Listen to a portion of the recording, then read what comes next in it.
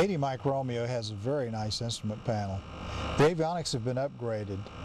Just take a look at this gorgeous panel of Avionics.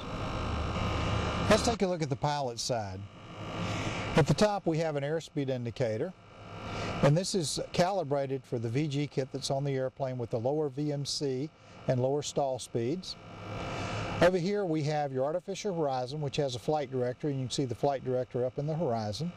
And then we have an aerosonic encoding altimeter. On the second row we have an Electronics International digital turbine inlet temperature gauge for both engines. And then we have a Sandell EFIS HSI for your pilot, which houses your number 1 nav. And then we have your number 2 nav indicator. On the bottom row we have your turn coordinator. And then we have a King KRA-10 radar altimeter, and then your vertical speed indicator. On the co-pilot side we have a complete set of instruments as well. Here's your airspeed indicator, then your artificial horizon, and another encoding altimeter.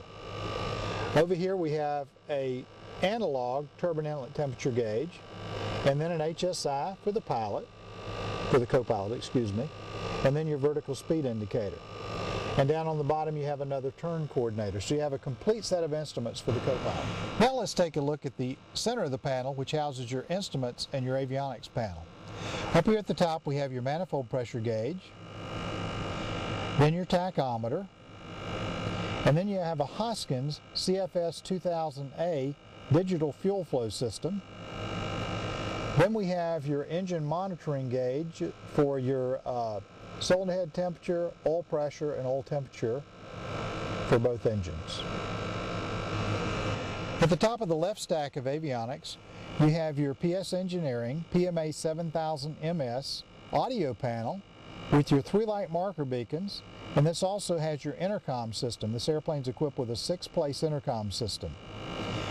Below this is your MX20 multifunction display, and this has both VFR and IFR charts. It also will show lightning strikes from your WX500 storm scope. Below this we have your number 1 Garmin 430 GPS Navcom, and this has a lot of different nav pages. First of all we have a CDI page, then we have a normal nav moving map page, and then we have a page that shows your weather, your lightning strikes,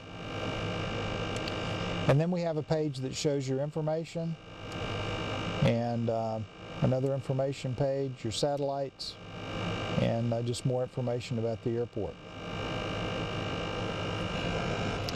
In the center between the two avionics stack you have a row of switches.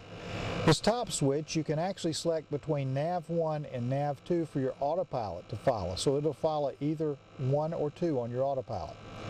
Then you have a clearance switch to clear your WX500 storm scope, and then we have a bright and dim switch. This is for your switches up here, and then this is for your electronic HSI on the pilot side to brighten or dim the switch. And then we have a DME switch, DME on or off, and then you can put DME hold and nav 1 and nav 2 switching there. The airplane has a new Garmin transponder, and so the number 2 transponder has been disabled. Below this we have some switches for entertainment on and off, or clearance playback, or to turn your radar altimeter on and off. Right here is an electronic flight check system. Watch what happens and listen to what happens when I turn this on. This has an audible system for flight checks for your checklist when you get the airplane going. Greetings, Captain. Parking brake set. Controls free. Circuit breakers in. Hollow flaps open. Fuel quantity. Start. Anyway, this will go through the complete checklist for the pilot.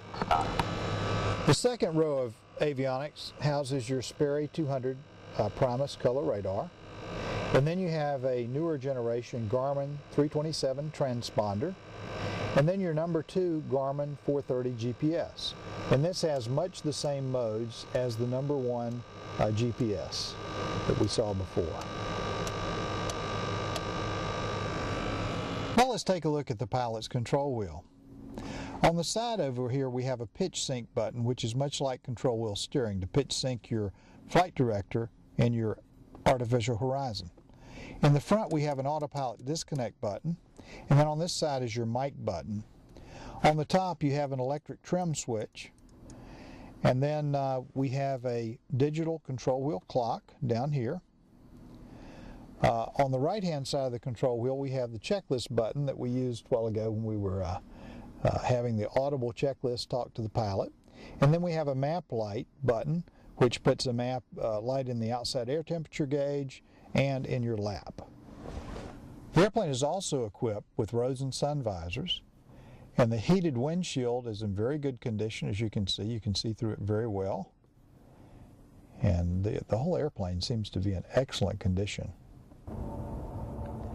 If you want one of the best buys anywhere in a general aviation airplane, you've got to come look at 80 Mike Romeo.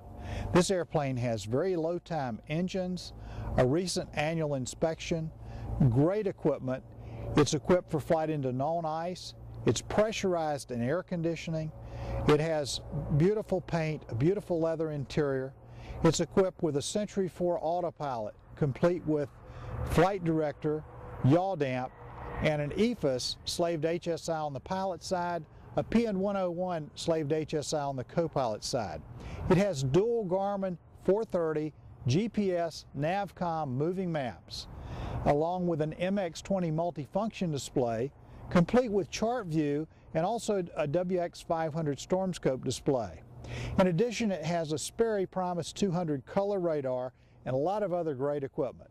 You've got to come see this airplane. For the price of a 78 to 80 model A36. You can own this cabin class pressurized air-conditioned Duke.